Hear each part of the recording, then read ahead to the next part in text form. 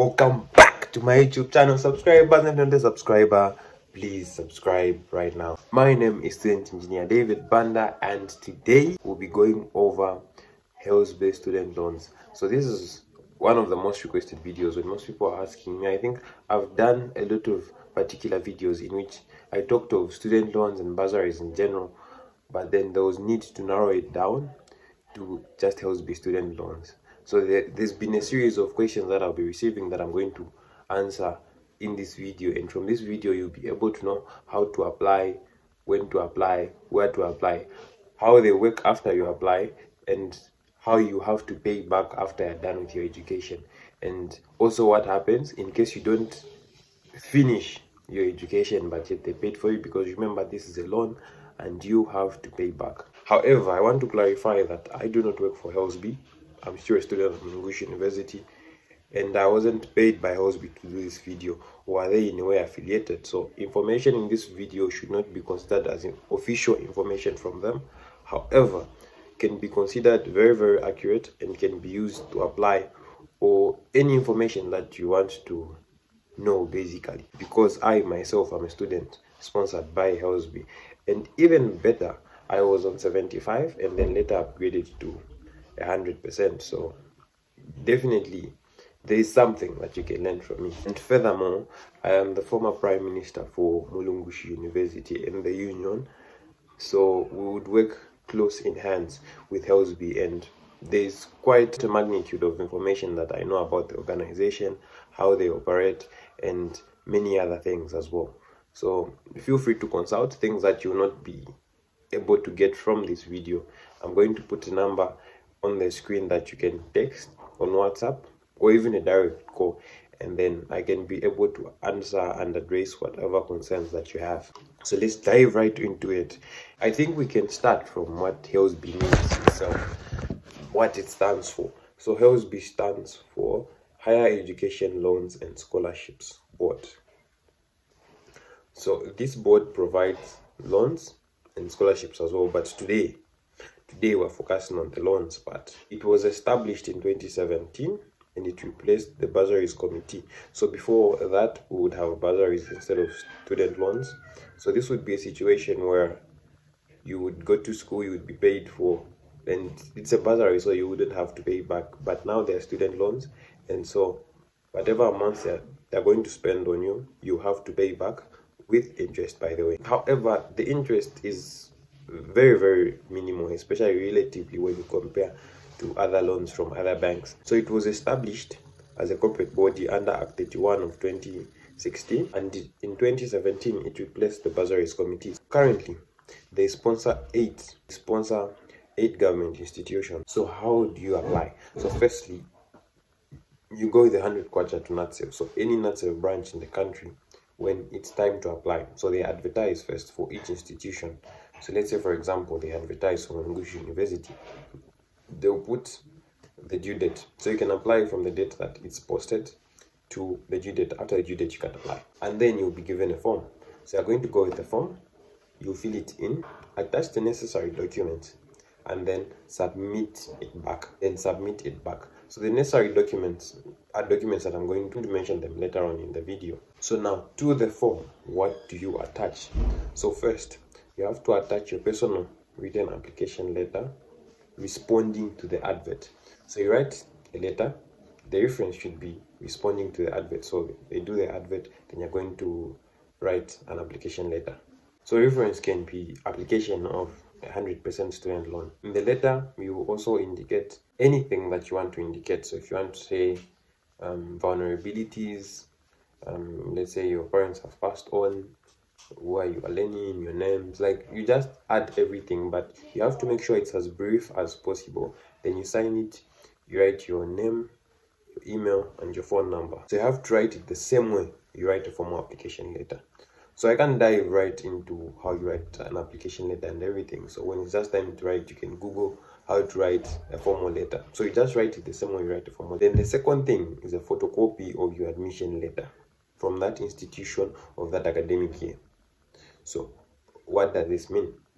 You have to be accepted at that institution. So if it's for Kapaka Samakasa, for example, you have to be accepted at makasa for that intake. For example, the way the ongoing applications for HELSB that are there right now are from Mulungushi University. You have to have an admission letter for 2024-2025 intake. If you have got 2023-2024, you will be unable to apply.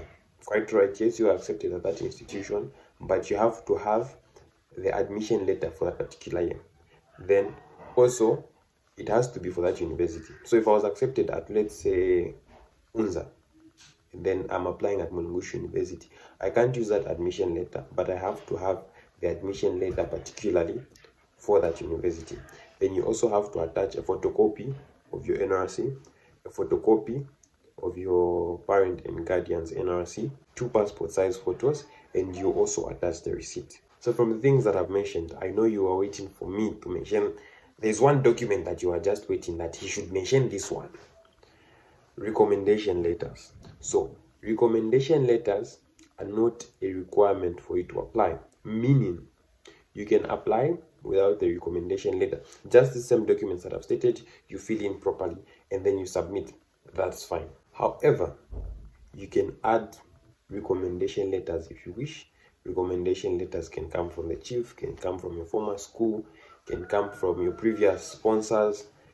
They may come from your church. They can come from anyone. So you can add them if you want, but they are not a requirement. It doesn't mean that if you don't add recommendation letters, you will not be accepted, or just because you added recommendation letters, that will be the reason you're accepted. What will be looked at are the other documents that I submitted and how you're going to fill in. However, depending on the claims that you make, especially in your application letter or any of your recommendation letters for the person that's going to recommend, you might have to attach additional documents or supporting documents. For example, if you're an orphan, a double orphan, single orphan, you might have to attach your parent's death certificate. If you might not even be an orphan. For example, if I was being sponsored by someone, then unfortunately, God forbid it, that they die, I might have to attach that document saying, this was the person that was sponsoring me, but now they are no longer with us. So I might need help from you guys that you sponsor me. If it's your parents, you attach. If you don't have the death certificates or are unable to access them, you can also add an affidavit which can work as in place of the death certificate. Another example where you might need to attach necessary documentation is if you are disabled, then you have to indicate that you're a disabled person. You can just attach some supporting documents to show that, okay, yes, I'm a disabled person. Okay, yes, I'm an orphan. Another example would be, let's say you are being sponsored by an organization, a non-government organization that sponsors children to school.